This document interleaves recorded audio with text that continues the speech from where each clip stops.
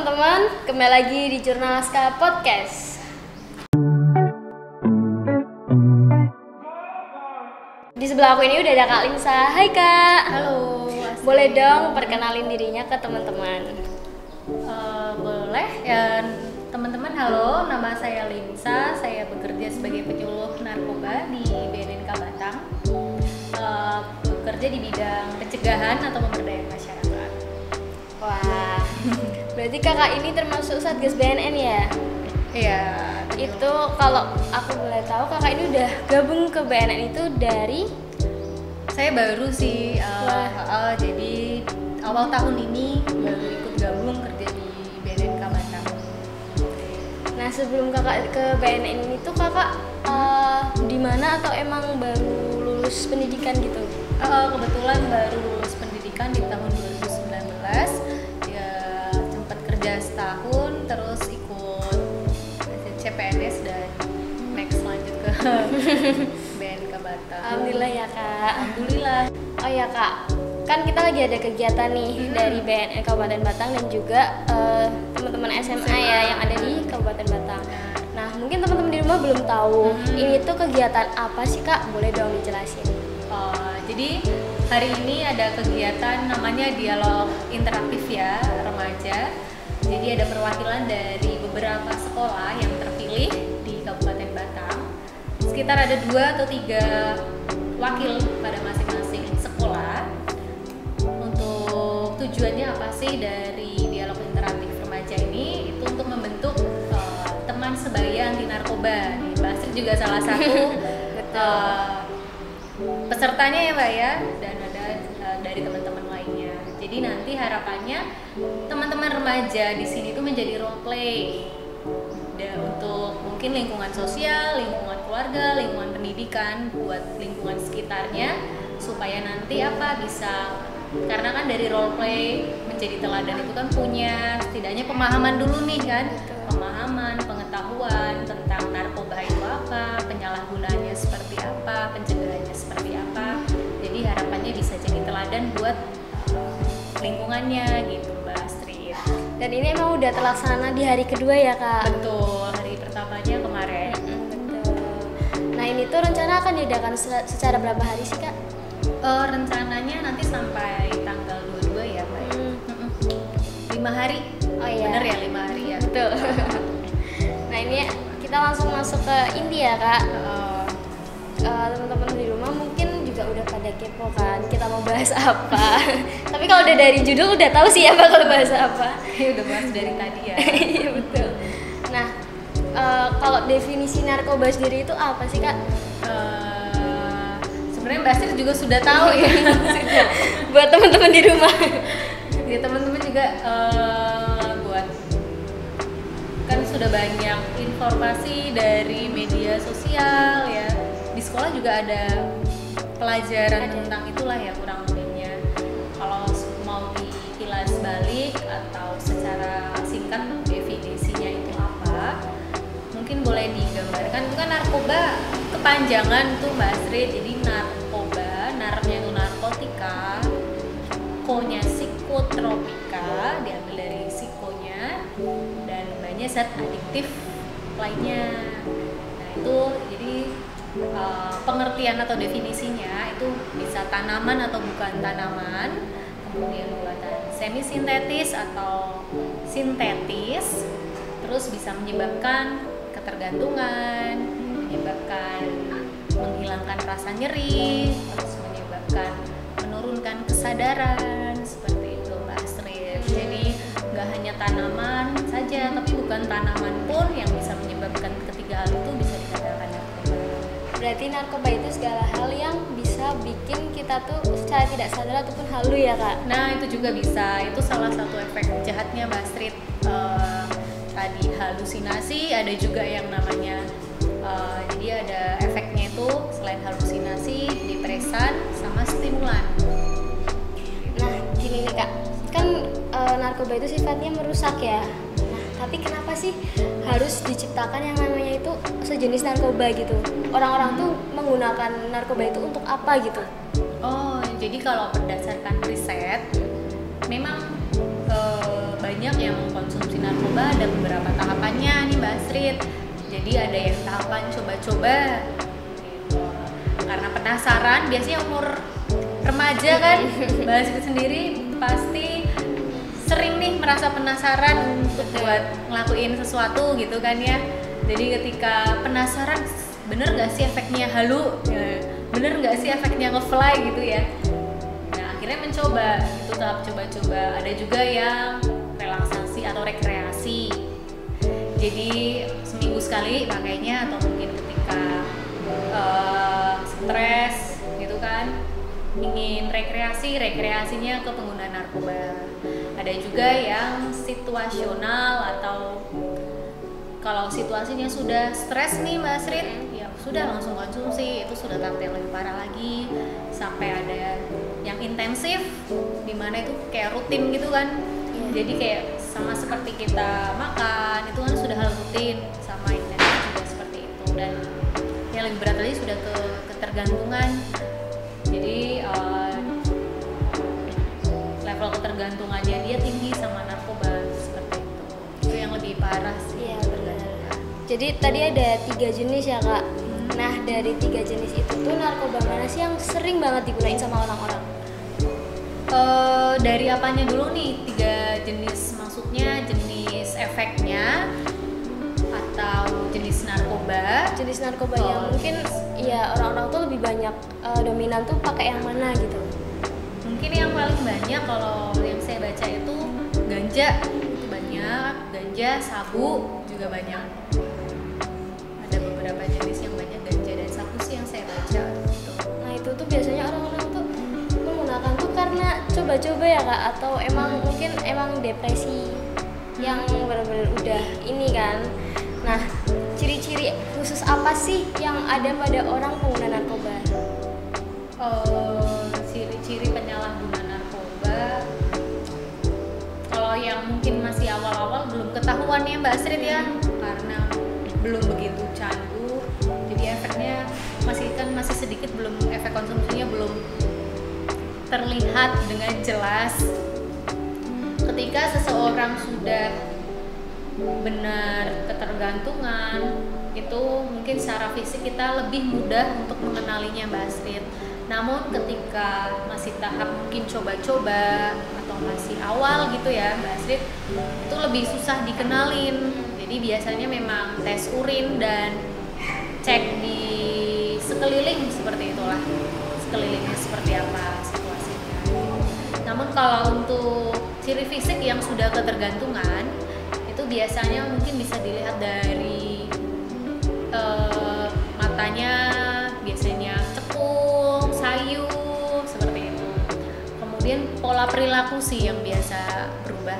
Jadi karena kebutuhan akan konsumsi narkoba dengan harga narkoba yang begitu cukup menguras kantong, jadi terlihat seperti mungkin perabotan di rumah dijualin ya kan, tanpa sepengetahuan kita. Itu ciri yang mudah terlihat sih. Nah gitu teman-teman, karena emang harganya tuh mahal, kebanyakan orang tuh kan kalau sekali coba, yang udah terlanjur coba tuh bakal ngelakuin apa aja ya Kak untuk membeli narkoba. Nah makanya buat teman-teman tuh jangan pernah sekalipun menyentuh ya, apalagi menggunakan. Betul sekali. Nah kan di TV-TV juga udah sering tuh Kak, banyak kasus-kasus kayak artis, selebriti yang menggunakan narkoba ya. Kebanyakan yang saya tahu tuh lifestyle ya Mbak Astrid. Kalau masalah artis, tapi nggak semua artis seperti itu ya, nggak bisa digeneralisasikan. Cuman karena lifestyle sih kebanyakan, karena dengan pergaulan di ibu kota yang seperti itu, nah, lingkungan sosial juga mempengaruhi. Dan selain itu apa, mereka memiliki finansial yang cukup, jadi mereka bisa beli dengan mudah seperti itu. Peredarannya juga kan mudah, melihat lebih mudah di Indonesia dibanding negara lain, karena melihat dengan geografis di Indonesia itu kan ada pulaunya banyak-banyak Mbak. Pulaunya kan banyak, bukan banyak-banyak ya. Jadi bisa dari terminal yang saya kasih tahu kemarin, bisa dari pelabuhan, bisa dari bandara, stasiun, seperti itu.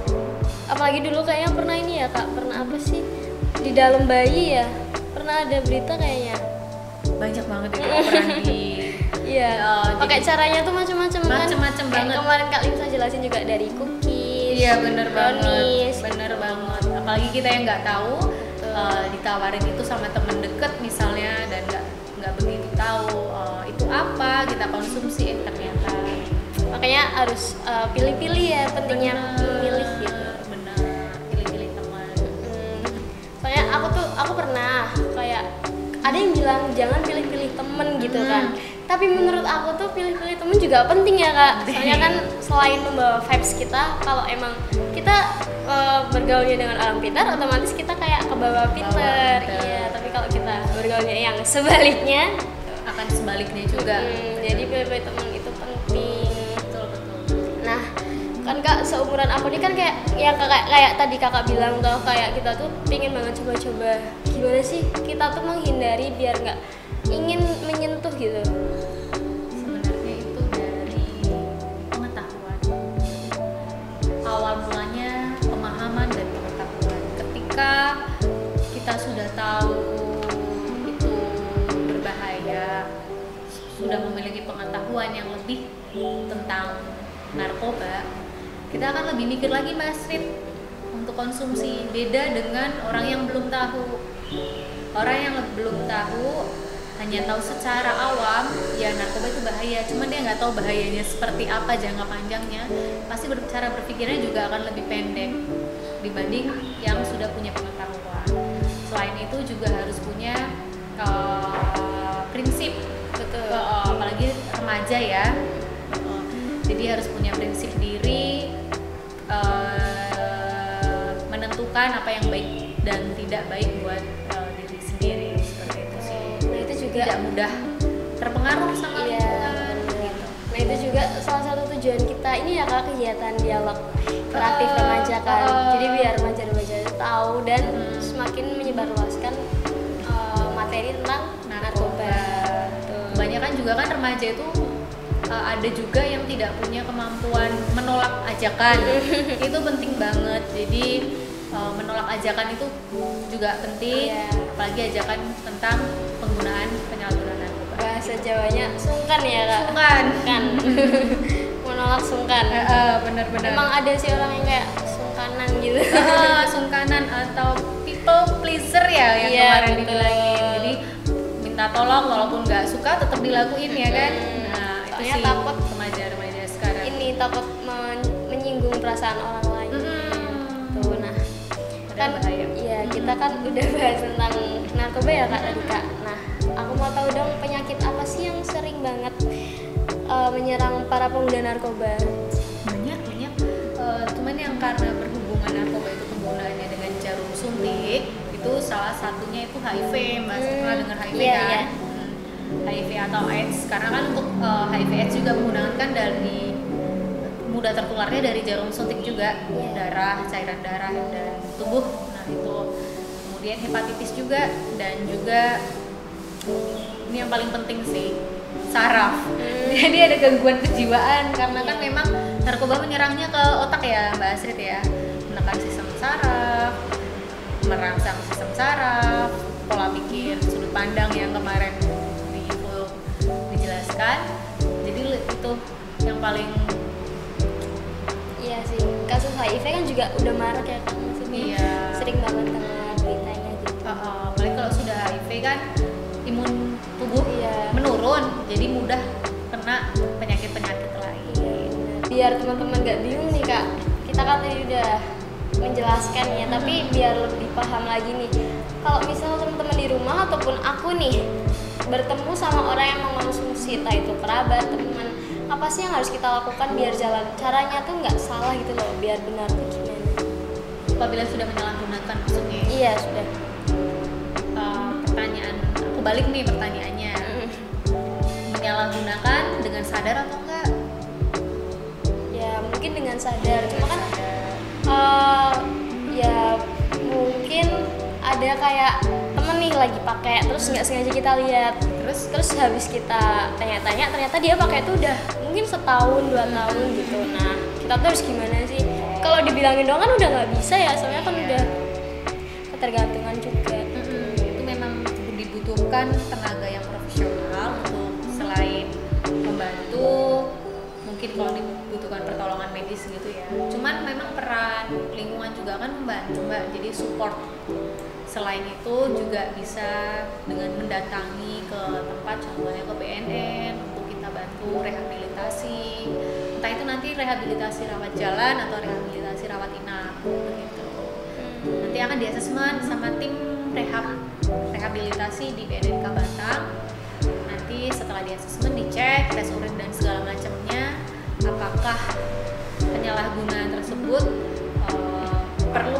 perlu menjalani rawat inap kah atau rawat jalan untuk rehabilitasinya. Oh iya. Jadi gitu teman-teman, kalau emang kalian bertemu ya atau mendapati teman kerabat ataupun siapa ya Kak, karena kemarin juga dijelasin malah kalau kita menutupi dan malah ketahuannya sama polisi, nah itu tuh malah akan mendapatkan penjara dan juga denda. Jadi lebih baik kita itu melapor kepada BNN. Betul. Nah mungkin itu dulu ya Kak obrolan kita. Buat kakak makasih banget udah mau ngobrol sama aku. Ya, makasih Mbak Astrid, makasih teman-teman jurnal Aska ya. Dengar Aska itu artinya Alaska ya. Iya bener, Alaska B. Alaska B, oh Alaska itu Alaska B. Iya. Soalnya siapa emang yang SMA bikin nama dulu. tuh? Nggak tahu sih, kalau dari dulu udah dari kakak-kakak. Iya. Soalnya emang SMA 2 itu kanan Masuk kiri. ya? Alas ya? Iya alas. Nah ini Kak sebelum aku tutup ya. Ini dari jurnal Aska ada sedikit kenang-kenangan dari untuk BNN. Thank you, kita nggak ada loh. Nggak apa-apa. Thank you. Kecil sih Kak, Aska. tapi ya semoga berarti lah ya. Terima kasih. Nah makasih ya Kak. Ya, makasih Mbak Astrid sama teman-teman. Sama. Nah buat teman-teman makasih yang udah nonton, semoga bermanfaat ya. Ingat jangan sampai coba-coba, pegang aja nggak boleh. Nah itu jangan lupa like, comment, share, and subscribe. Dadah.